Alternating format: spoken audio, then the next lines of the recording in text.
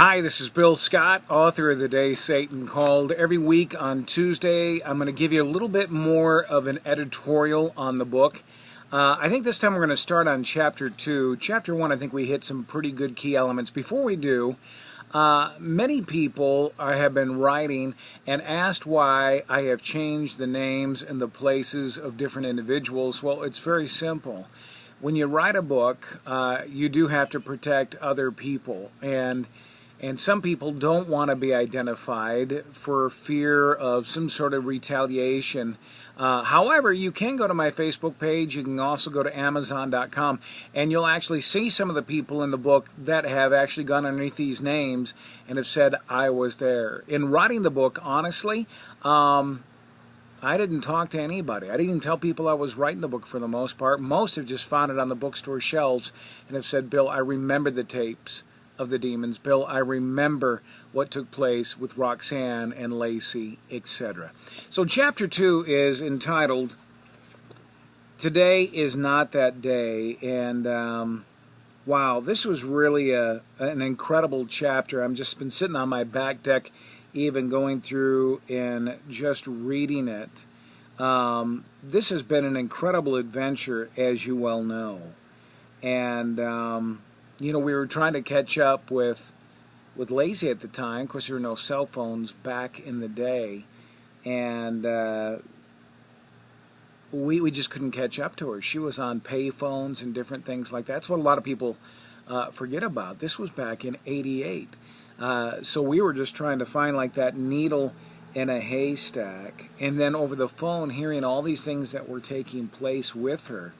You know, she had claimed to be a breeder, meaning somebody that would go into hiding, get pregnant, give birth, and then kill the baby because there was absolutely no way anybody knew that baby existed. She talked about human sacrifices and killing people. And you're going, Bill, how much of all that was true and not true and being sacrificed?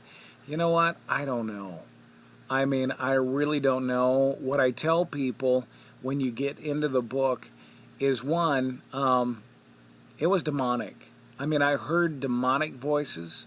There was demons. You were in the presence of evil itself. You could feel the coldness of evil. I don't think the room and the temperature literally dropped, but I do feel you can experience evil. And when you're in that presence, it's the cold of evil, because there is a cold that comes along with evil itself. Did I believe she was going to be sacrificed? I really didn't know. And to this day, I don't know. I don't think she was going to be sacrificed. Was she being used as Satan? Was she possessed? Absolutely she was. Was she involved in Satanism? A lot of people ask me that to this day. And, you know, I was driving down the road the other day, and I looked over at my wife, and I said, so you know the story. What do you think? Do you think she was actually involved in a satanic cult and a high priestess? And we both thought, yeah, to some degree. What degree, I really don't know. But there were people that were searching for even Roxanne, not just Lacey, but Roxanne as you read the book. I don't want to give it away. But there were people that were searching for, that we came in contact with. Other people that said they were witches or warlocks, and they wanted Roxanne back. So because of that, I would have to say yes. And you know, I got an email the day the book came out, which I think was October 10th. I think that was the book the day came out, the day Satan came out, the day Satan Called came out. And it just basically said, Bill, we've been waiting for you to surface for the last 20 years. Basically, glad that you did.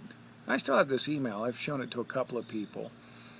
What was unique about this email is I don't give the name of the radio station, the name of the city, the name of the state, and which actually this took place in, and they knew that. They knew the name of the station, the name of the city, the name of the state, and they said, we'll take our high priestess from here, and we'll deal with her.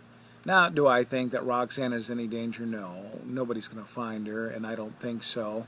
Was the email real? I don't know. But it's those kind of things that just make you go, But here's the deal. Here's what I want to encourage you in today. Yeah, I had a very intense experience as you go through the book and you see how intense all the different things were, from seeing spirits in my home, doors opening, closing, and demonic voices. That was all pretty intense stuff. It's the unseen battle I want you to watch out for. Many times it's those open doors in our home, watching pornography. You know, I always say, who needs a ghost at the end of the bed when somebody else's wife is slipping in with you, or spouse?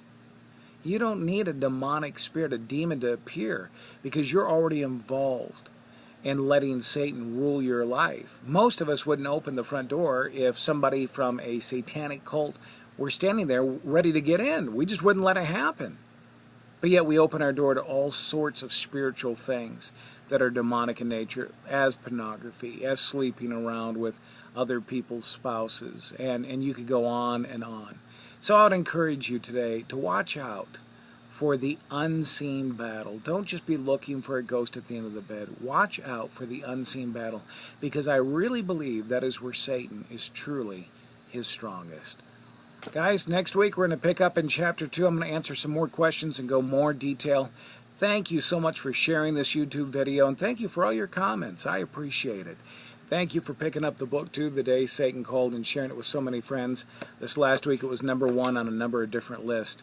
And that just tells me that the message of freedom is getting out. God bless you guys.